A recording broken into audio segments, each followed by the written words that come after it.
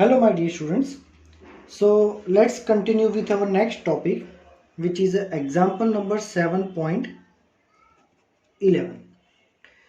Show that in the free oscillation of an LC circuit, the sum of energy stored in the capacitor and the inductor is constant in time.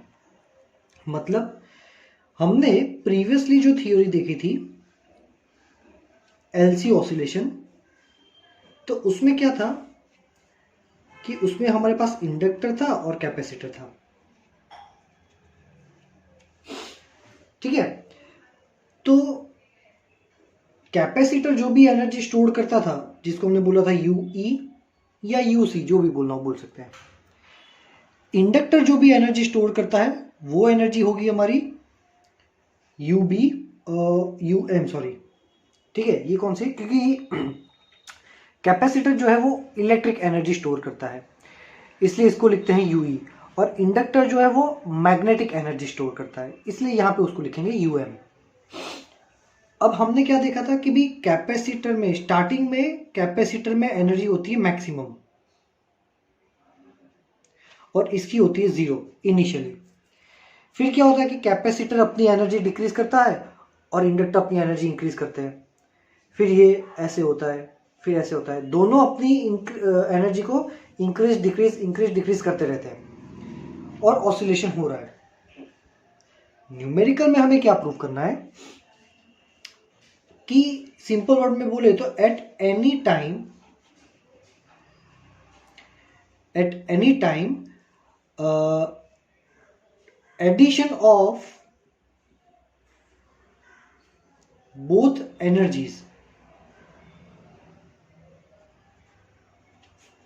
Remains constant.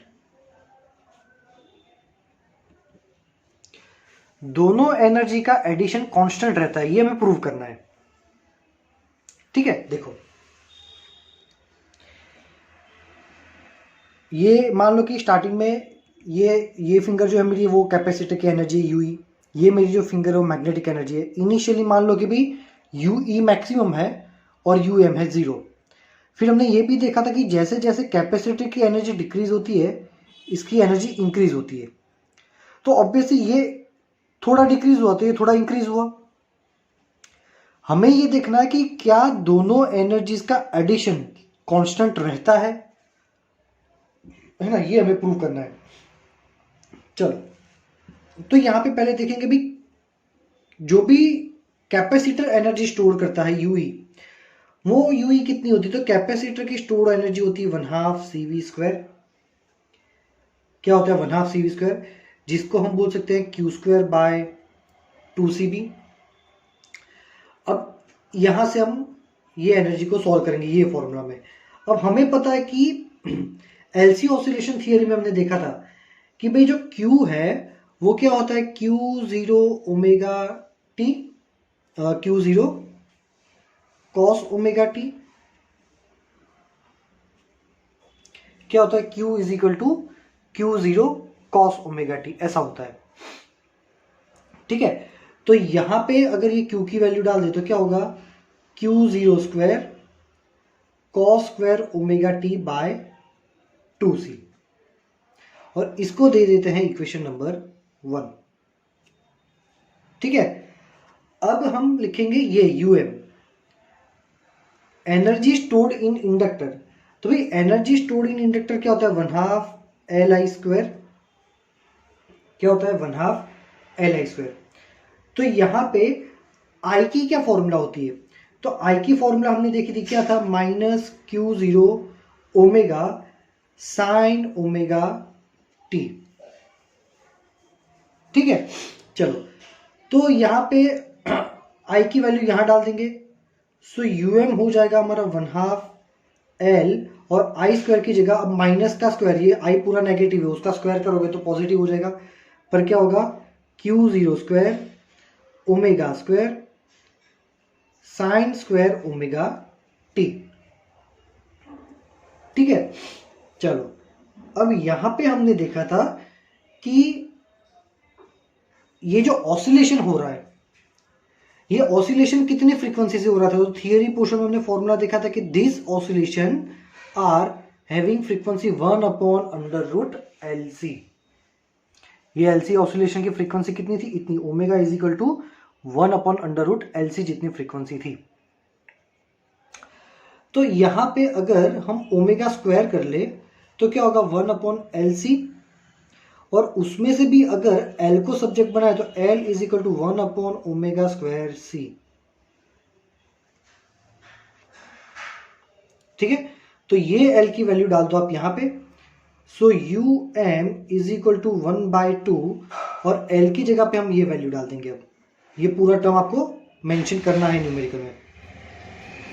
ठीक है, तो क्या हो जाएगा? 1/2 L की जगह डाल दो 1/ω²C Q0² omega square sine square omega T. ठीक है, तो यहां पे अगर ओमेगा स्क्वायर कट करते हैं, so remaining is UM is equal to Q0²/2C sine square omega t. इसको दे दो इक्वेशन नंबर 2। ठीक है, अब न्यूमेरिकल को धीरे धीरे रिवाइज करके देखते हैं कि भाई क्या किया था। भाई हमने पहले देखा कि कैपेसिटर जो भी एनर्जी स्टोर करता है वो कितनी होती है? तो वो होती है U is equal to Q²/2C। कितना होता है? U is equal to Q²/2C होता है। ठीक है, जहां पे Q की वैल्यू क्या होती है? Q की वैल्यू होती है ये वैल्यू हमने डाल दी यहां पे। क्या किया? वो वैल्यू हमने डाल दी यहां पे। अब वो वैल्यू यहां पे डाल दी है तो Q की जगह क्या डाल देंगे? Q0² cos² ओमेगा t/2C, है ना। ये मिल गया इक्वेशन नंबर 1। फिर हमने देखा magnetic energy UM is equal to 1/2 LI²। अब I की वैल्यू उठा के डाल देंगे यहां पे। अब I की ये पूरी वैल्यू नेगेटिव है, नेगेटिव का स्क्वायर पॉजिटिव हो जाएगा। 1/2 L एज इट इज, और I² में ये वैल्यू डाल दो। क्या हो जाएगा? Q0² omega square sine square omega T. ठीक है, सो UM इज इक्वल टू 1/2। अब यहां पे L की वैल्यू डाल देंगे। कहां से डालेंगे? तो यहां से कि भाई कितनी फ्रीक्वेंसी पे ये ऑसिलेट करते हैं। तो LC ऑसिलेशन इतनी फ्रीक्वेंसी पे ऑसिलेट करते हैं, 1/√LC। अब यहां पे कर देंगे ओमेगा स्क्वायर, तो omega square is equal to 1/LC। इसमें से L को सब्जेक्ट बनाओ तो ये फॉर्मूला मिलेगा। ये L की फॉर्मूला डाल रहे हैं यहां पे, तो L की जगह 1/ω²C, बाकी सारे terms as it is. Omega square cancel, तो हमें मिला ये फॉर्मूला। ठीक है, अब हमें फाइंड क्या करना है? हमें ये फाइंड करना था कि at any time addition of both energies remains constant. दोनों एनर्जीज का एडिशन कांस्टेंट होना चाहिए।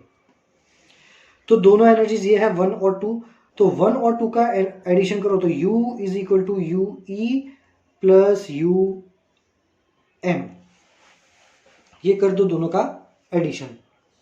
ठीक है, तो U इज इक्वल टू, चलो UE क्या है? ये Q0²/2C cos² omega t plus UM क्या है?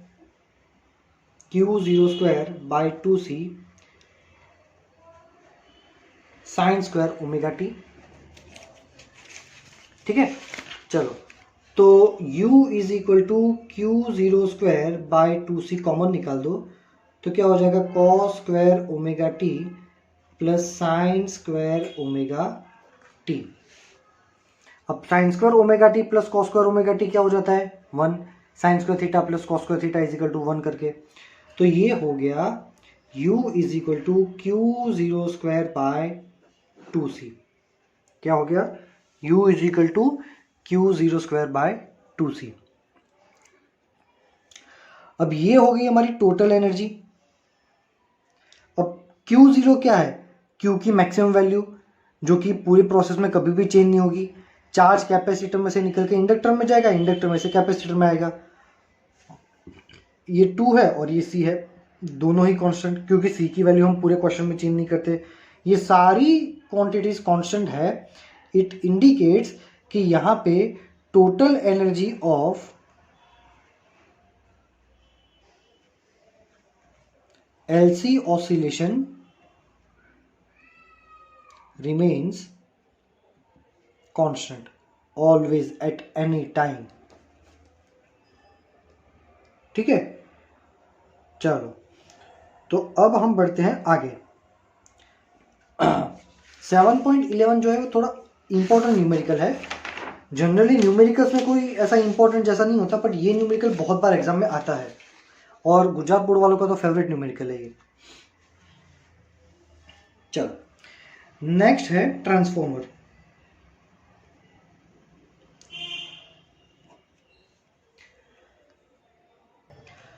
अब देखो स्टूडेंट्स, मैंने 2 प्रैक्टिकल्स आपको भेजे हैं जिसमें आपको एक्सपेरिमेंट्स लिखने हैं वो।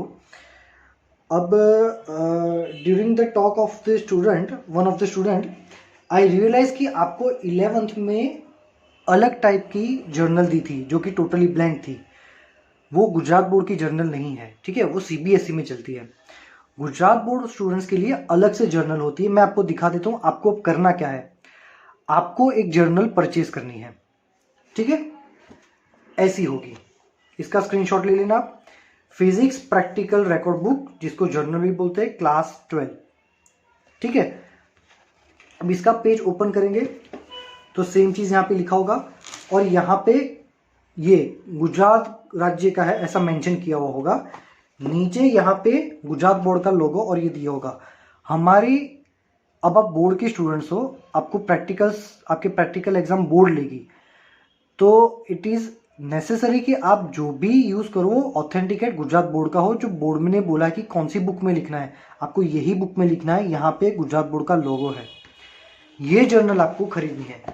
Now what is the difference between your blank journal and this journal? This is the printed journal. जैसे कि यहाँ पे एक्सपेरिमेंट नंबर 1 है, ठीक है, तो एम आपको पहले से दिया हुआ होगा।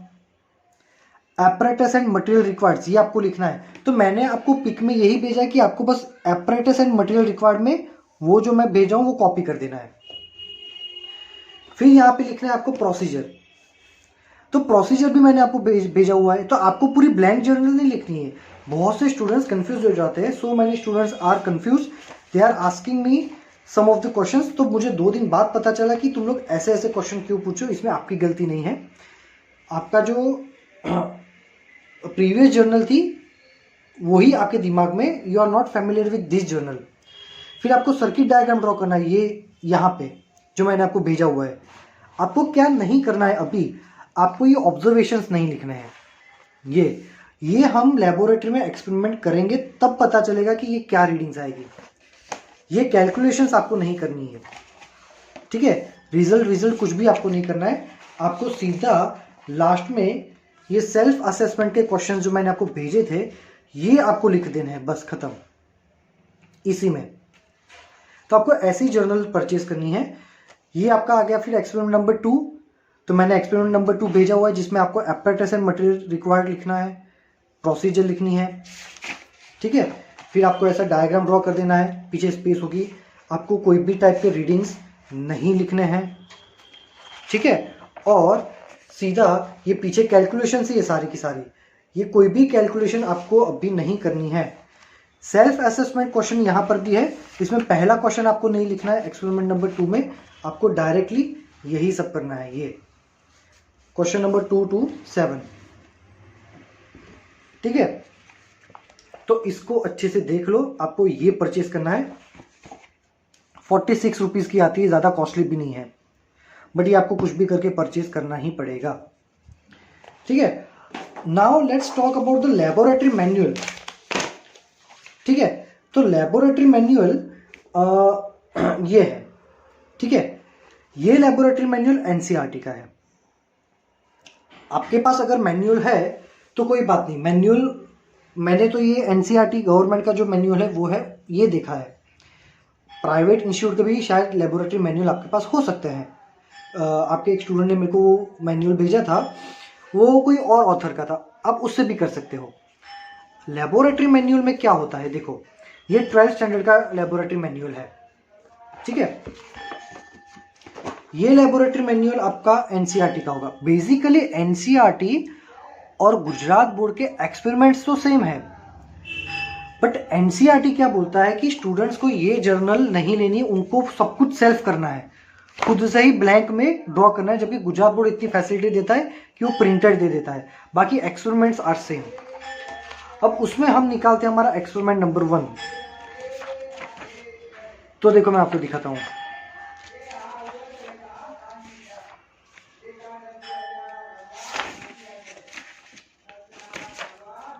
तो यहां पे ही एक्सपेरिमेंट नंबर 1 मैंने इसी का पेक आपको भेजा है। जो apparatus and material required, um तो आपका प्रिंटेड ही है, हमारी जो गुजरात बोर्ड की जर्नल है उसमें एम जो है वो पहले से दिया हुआ है। आपको ये एपरेटस लिखना था, प्रिंसिपल आपको पढ़ना है कि भाई ये पहला जो एक्सपेरिमेंट है वो कौन से प्रिंसिपल पे काम करता है, ठीक है, ये उसका प्रिंसिपल है। फिर मैंने डायरेक्टली आपको भेजा है ये प्रोसीजर। तो एक्सपेरिमेंट नंबर 1 में जो डायग्राम की स्पेस दी है वहां पे आपको ये डायग्राम भेजना है और ये प्रोसीजर लिखना है। मैंने आपको इसका पिक भेजा था, ठीक है। तो अगर आपको ये भी लेना हो तो ले सकते हैं। आपकी जो लेबोरेटरी मैनुअल आपके पास जो है प्राइवेट वाली, मतलब अदर ऑथर की, उसमें ये सब कितना डिटेल में दिया हो मुझे पता नहीं, because I always follows the governments books, governments preferred book, like journal तो भाई गुजरात बोर्ड जो बोलता है वो, मैनुअल तो गुजरात बोर्ड या सेंट्रल बोर्ड जो बोले वही। मैं प्राइवेट जो पब्लिकेशन है उस पर ज़्यादा बिलीव नहीं करता, स्पेशली फॉर प्रैक्टिकल्स, है ना। तो इसको आपको अच्छे से समझना है। So now we returns to our next topic which is a transformers, ठीक है। चलो, ट्रांसफॉर्मर बेसिकली किस चीज के लिए यूज होता है। तो मान लो कि यहां पे एक पावर स्टेशन है,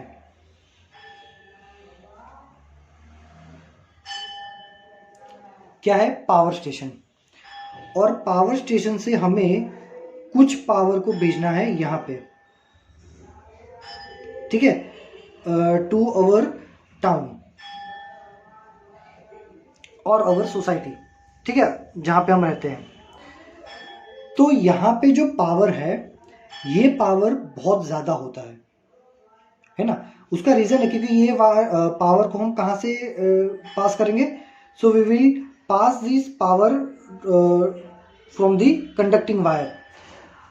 हम ये पावर को कंडक्टिंग वायर से डिलीवर करते हैं। अब कंडक्टिंग वायर, कोई भी कंडक्टिंग वायर होगा तो ऑब्वियसली उसका एक रेजिस्टेंस होगा, ये वायर का रेजिस्टेंस होगा। So we know that H is equal to I square RT। किसी भी वायर में से करंट पास करोगे, वायर का रेजिस्टेंस है और कितने टाइम के लिए आप पावर, मतलब करंट को पास करते हो, ये तीनों जब मिलेंगे तो हीट एनर्जी प्रोड्यूस होगी। हीट एनर्जी मतलब ये वायर गर्म हो जाएगा, मतलब ये लॉस ऑफ एनर्जी है। क्या है ये? लॉस ऑफ एनर्जी है। तो यहां पे अब पावर स्टेशन को तो पूरे टाउन को पावर देना है। सोचो पूरे टाउन में तो कितने सारे घर होंगे, कितने मॉल्स होंगे, ये थिएटर विएटर, शॉप वॉप, सबको इलेक्ट्रिसिटी चाहिए। तो ऑब्वियसली पावर स्टेशन क्या करेगा, बहुत ज्यादा करंट देगा, है ना। क्यों बहुत ज्यादा करंट देगा? क्योंकि रिक्वायरमेंट ज्यादा है। पर ज्यादा करंट पास करोगे तो आपका लॉस ऑफ एनर्जी भी ज्यादा हो जाएगा। एक ये प्रॉब्लम है। दूसरी प्रॉब्लम ये है कि इतना करंट डायरेक्टली आप अपने घर में नहीं डाल सकते। भाई घर में तो बहुत कम करंट चाहिए, एक घर में तो कम चाहिए ना। ये जो करंट है वो बहुत सारे घर को देते हैं, है ना।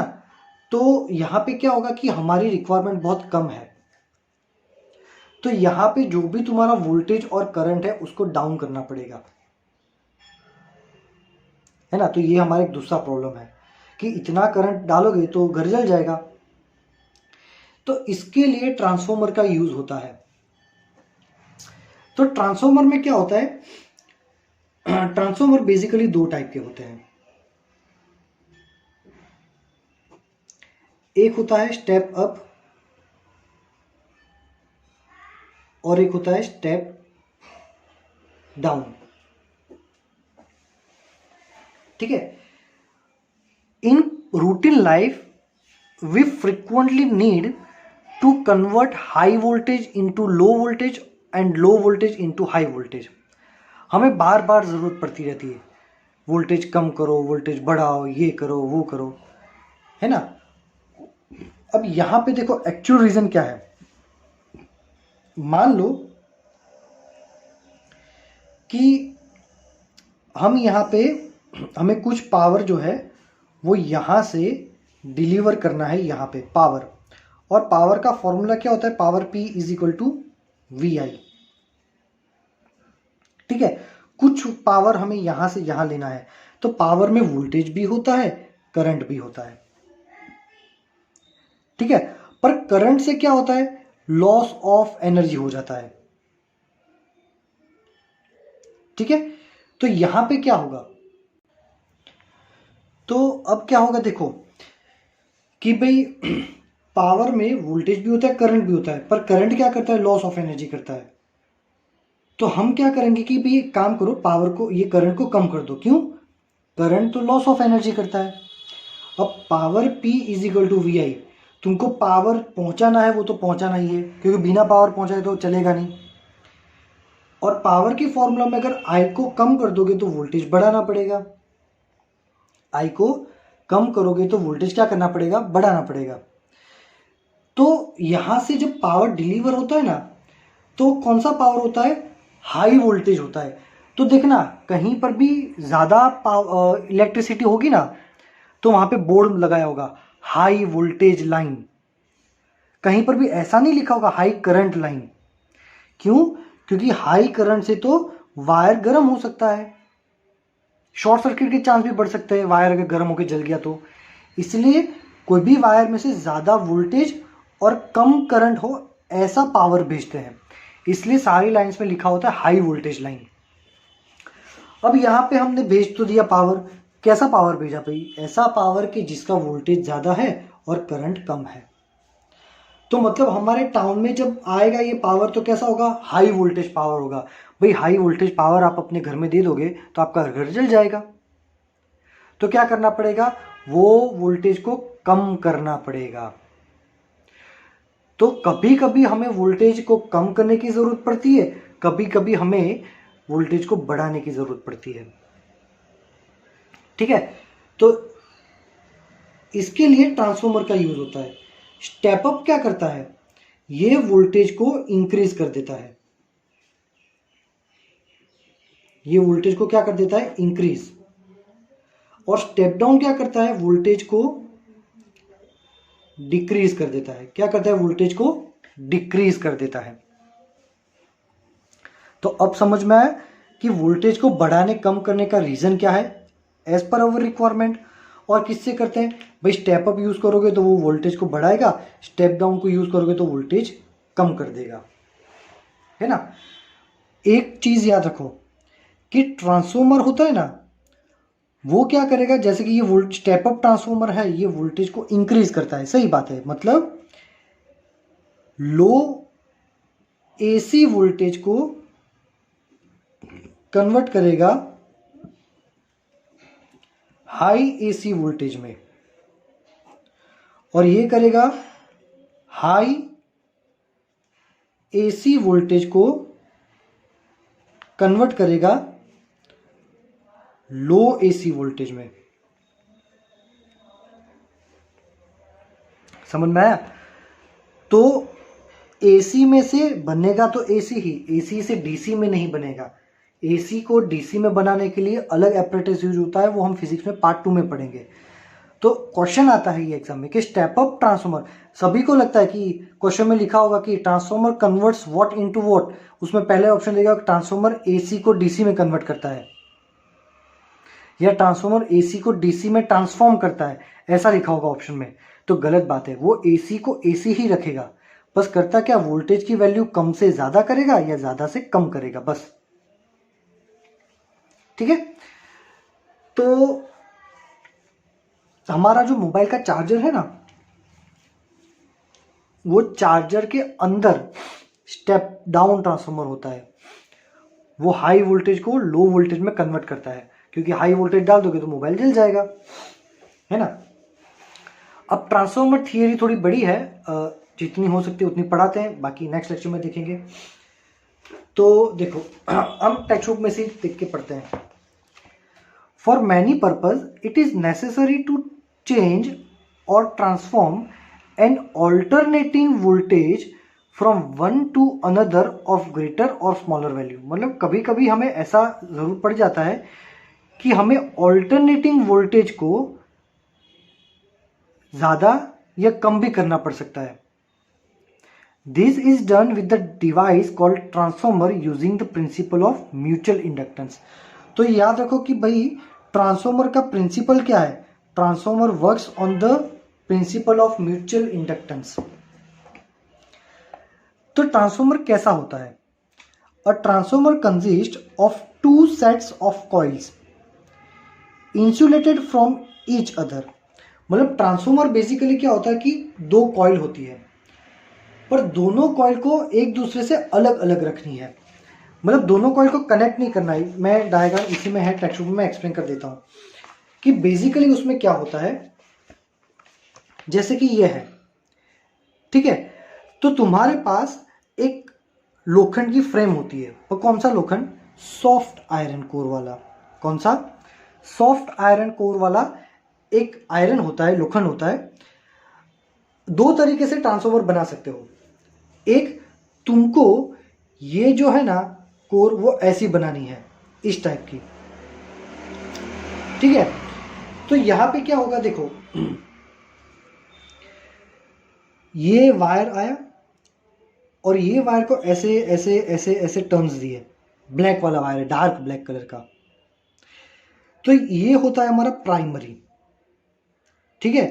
प्राइमरी में ऑलवेज हम देते हैं इनपुट, जो भी करंट है वो पहले इसमें देंगे, फिर उसी के साथ दूसरी कॉइल होती है ये वाली। देखो दोनों कॉइल एक दूसरे को टच नहीं करनी चाहिए, इसलिए आगे लिखा था आइसोलेटेड कॉइल्स। दोनों कॉइल टच नहीं होनी चाहिए, और यहाँ पे दूसरी कॉइल को दे देते हैं, यहाँ पे जो बोलते हैं सेकेंडरी। यहाँ पे ऑलवेज हमें मिलेगा आउटपुट, रिजल्ट आपका। या फिर आप ऐसे भी बना सकते हो, वही सॉफ्ट आयरन कोर की फ्रेम ऐसी होगी, इस पे पहले में टर्न लगा दी, यहाँ दूसरा अलग। ये तो क्लियरली अलग दिखता है, इसमें भले पास में पर टच नहीं होनी चाहिए दोनों। चलो, they are wound on a soft iron core either on one on top of other as in figure 7.20a or on separate limbs of the core। मतलब कि या तो एक पे ही तुम ऐसे लगा दो, यहां ऐसे एक पे ही लगा दो, या अलग अलग पे लगा दो, ठीक है। दोनों में से कोई भी एक मेथड से तुम बना सकते हो। चलो, one of the coil calls primary, और प्राइमरी कॉइल में जो भी टर्न्स होंगे उसको हम बोलेंगे एनपी टर्न्स। उसको हम क्या बोलेंगे? एनपी टर्न्स, ठीक है। The other coil is called the secondary coil, और उसके टर्न्स होंगे एनएस टर्न। तो जहां पे इनपुट देते हैं वो प्राइमरी कॉइल, प्राइमरी कॉइल के जो भी टर्न्स होंगे उसको बोलेंगे NP, number of turns of primary, और बाकी को बोलेंगे NS. Often the primary coil is the input coil and the secondary coil is the output coil of the transformer, ठीक है। चलो, तो ये हमारा कंस्ट्रक्शन हो गया। प्राइमरी कॉइल इनपुट होते हैं, और प्राइमरी कॉइल के जो भी टर्न्स होंगे, नंबर ऑफ टर्न्स, उसको बोलेंगे एनपी, और सेकेंडरी के नंबर ऑफ टर्न्स को बोलेंगे एनएस। तो आज के लेक्चर में हम यहीं तक रखते हैं, है ना। यहाँ पे हमने क्या देखा? सिर्फ कंस्ट्रक्शन देखा है ट्रांसफॉर्मर का, मैथमेटिकल एक्सप्रेशन और वो सब देखना भी बाकी है, ठीक है। तो आज के लेक्चर में इतना ही रखते हैं। If you are having any doubt up to here, you can ask me in the message section. Thank you very much my dear students.